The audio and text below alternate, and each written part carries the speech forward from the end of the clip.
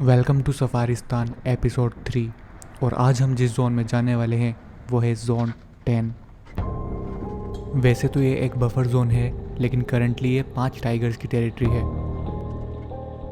अगर आपको भी कोर जोन और बफर जोन का डिफरेंस नहीं पता है तो core zone generally tiger reserve का बीच वाला एरिया होता है जहाँ ह्यूमन एक्टिविटीज़ स्ट्रिक्टली प्रोहिबिटेड होती हैं, और बफर जोन इसका सराउंडिंग एरिया होता है जो गांवों और कोर जोन को सेपरेट करता है। बफर जोन में कुछ सर्टेन ह्यूमन एक्टिविटीज़ की परमिशन रहती है। उस दिन जंगल में एंटर करने वाली हमारी पहली जिप्सी थी और इस बात का फ़ायदा उठाते हुए हम लगातार आगे बढ़ रहे थे, लेकिन उस दिन जंगल कुछ खामोश था। जंगल की ये खामोशी किसी प्रीडेटर के हमारे आसपास होने की दस्तक दे रही थी। हम थोड़ा आगे बढ़े ही थे कि हमें टाइगर का पगमार्क दिखाई दिया, लेकिन इसका डायरेक्शन हमारी डायरेक्शन के अपोजिट था, यानी टाइगर हमारे पीछे था। पगमार्क का साइज़ छोटा था, इसका मतलब ये एक फ़ीमेल थी। कुछ देर इंतज़ार करने के बाद जब वो हमारे सामने नहीं आई तो हमने टाइम ख़राब ना करते हुए आगे बढ़ने का फ़ैसला लिया।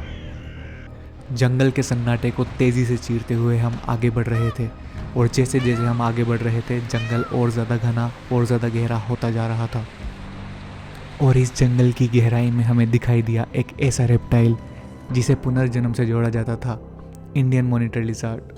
इसकी हेड टू टेल लेंथ लगभग 175 सेंटीमीटर तक हो सकती है। आज भी कई इलाकों में ये अंधविश्वास है कि मॉनिटर लिजार्ड काट ले तो इंसान को पानी में चले जाना चाहिए इससे पहले कि मॉनिटर लिजार्ड पानी में जाए, लेकिन इनका जहर इंसान के लिए जानलेवा नहीं होता है। फिर वहाँ से अपना लक आजमाने हम आगे बढ़े और हमारे सामने आया नील गाय का एक झुंड। ये सभी फीमेल्स हैं। मेल ब्लू स्टोन का होता है, इसलिए इसे नील गाय या ब्लू बुल भी कहा जाता है। ये एशिया का लार्जेस्ट एंटीलोप है। जैसे जैसे हम जंगल की गहराई में उतरते जा रहे थे जंगल हमारे सामने अनफोल्ड होता जा रहा था और कई जानवर हमारे सामने आ रहे थे, लेकिन हमें तलाश थी इस जंगल के रूलर टाइगर की। अब अंधेरा होने को था और ये वक्त टाइगर के निकलने का था, तो हमने फैसला किया कि हम उस जगह जाकर टाइगर का इंतज़ार करेंगे जहां हमने टाइगर के पगमार्क देखे थे। और हम पहुंच गए उसी जगह और किसी अलार्म कॉल का इंतज़ार करने लगे। देखते ही देखते वहां और भी जिप्सियाँ आने लगीं और थोड़ी ही देर में वहां लगभग 3 से 4 जिप्सियाँ आ चुकी थी।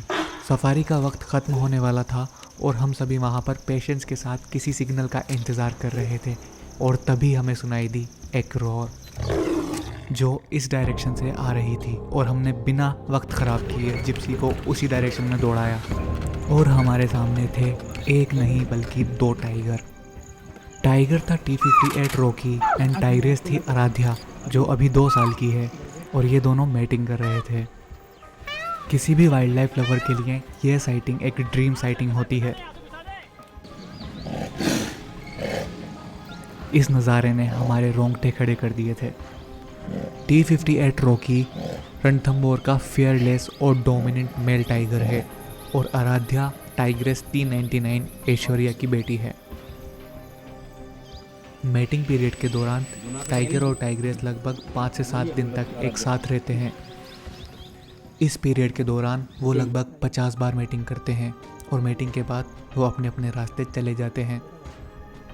टाइग्रेस का जेस्टेशन पीरियड 3 to 4 मंथ्स होता है, जिसके बाद ये लगभग 2 से 4 कब्स को जन्म देती है। वो कब्स लगभग 2 साल तक अपनी माँ के साथ रहते हैं, उसके बाद अपनी अपनी टेरिटरी की तलाश में निकल जाते हैं। रॉकी आराध्या का फर्स्ट मेट है, और ये टाइगर लवर्स के लिए एक खुशी की बात है। और इस तरह हमारी टाइगर की तलाश एक रेयर साइटिंग पे जाके ख़त्म हुई, और इसी के साथ सफारी का वक्त ख़त्म होता है और हम इस कपल को इसके नेचुरल हैबिटेट में छोड़कर बाहर आते हैं। सफारी के दौरान हमें काफ़ी अच्छे शॉट्स भी मिलते हैं, जिन्हें आप हमारे इंस्टाग्राम पेज रणथंबोरसम पे देख सकते हैं। अगर आप भी सफारी के थ्रिल को एक्सपीरियंस करना चाहते हैं तो डिस्क्रिप्शन में दिए गए लिंक से आप बुकिंग कर सकते हैं, या आप कांटेक्ट भी कर सकते हैं दिए गए नंबर पर।